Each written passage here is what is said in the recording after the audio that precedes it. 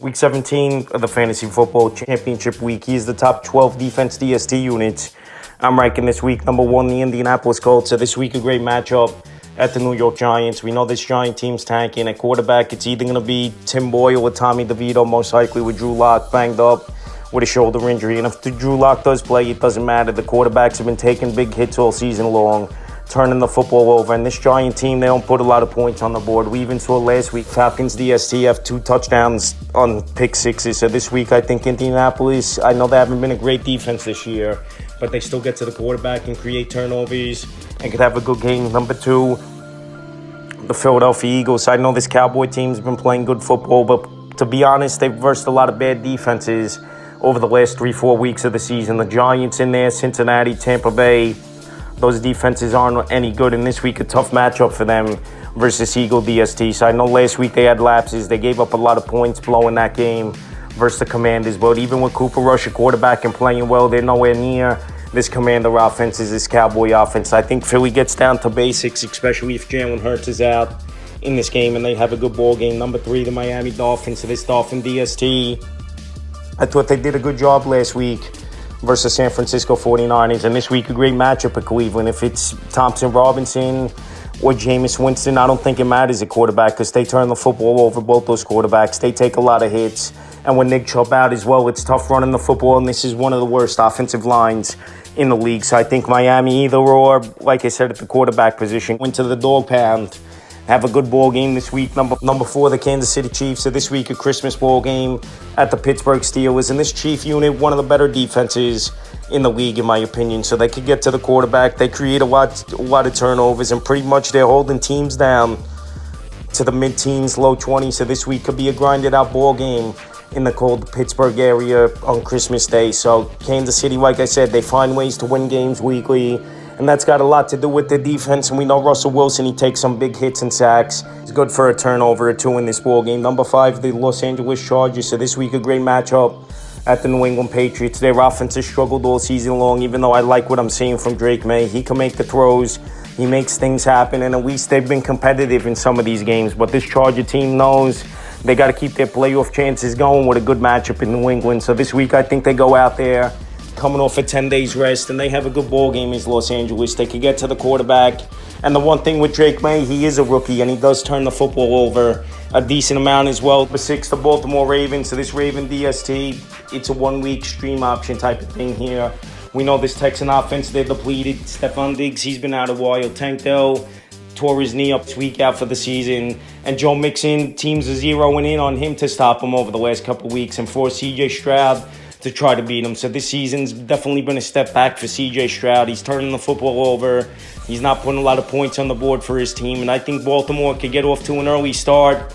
And then they got to play catch-up as Houston. This is where the Ravens defense definitely tees off. Number 7, the Buffalo Bills. So this Bill DST, it's not a great DST. Last week you thought they would have a better game with the New England Patriots coming to town, one of the worst offenses in the league. But this week the Jets are coming to town, and Aaron Rodgers, he's not 100% now, dealing with a knee injury, and his mobility, especially in the cold weather, isn't going to be there for Aaron Rodgers. So I think this Buffalo Bill team that could get to Rodgers early and often, he's been trying to force feed Devontae Adams way too much, and they're abandoning the run as well as this Jet team. Even in closer games, they're not running as much. So I think Buffalo gets off to a good lead this week, which I thought they would last week as well, but obviously it was a fluky type of game where I don't think it happens again, and Buffalo's D takes care of business. Number 8, the Washington Commanders. So this week, a good matchup with the Atlanta Falcons and the rookie Michael Penix Jr. coming to town. His second career start. And let's be honest, last week Penix, he didn't do much, and he didn't have to with the Falcon DST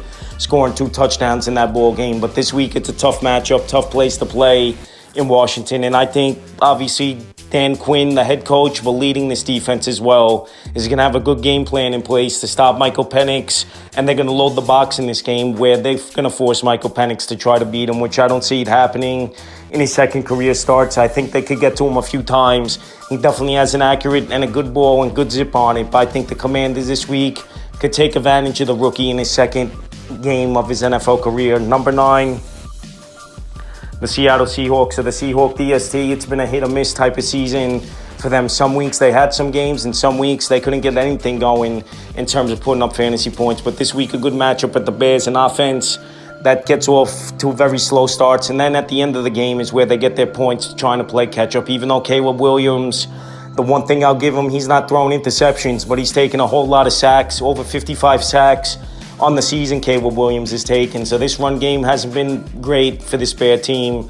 Like I said, teams have made them one-dimensional, going off to early leads. And I think on Thursday night, we could see a similar type of performance where this Seahawks offense goes out there, gets some sacks on Williams, and possibly keep them in the mid-teens, low 20s, number 10, Vegas Raiders. So this Vegas Raider team, it's a one-week streaming option, a great matchup at the Saints where they're depleted offensively, all their top guys out, Derek Carr, Alvin Kamara most likely out once again, Chris Olave, Rashid Shaheed, Taysom Hill. So there's no playmakers on this team. We saw it on Monday night in last week's ball game where they couldn't move the football at all at Green Bay. Rattler took a ton of sacks. He threw a couple interceptions.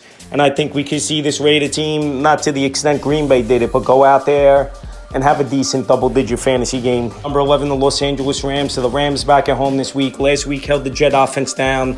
It's only 9 points. I know Arizona's coming to town, and usually these division games, you just throw stats out the window and anything can happen in them with two teams familiar with each other. But Kyler Murray's definitely struggled for the majority of the season. James Conner most likely is going to be out after he left last week's game with a knee injury, going off at Carolina. And this week, I think, in this ball game, this Ram DST could surprise, and they've been way better at home than they've been on the road for the majority of the season. And the 12th and final defense, DST, I'm ranking this week here, is the Pittsburgh Steelers. So this Steelers DST, they've been one of the better units in the league.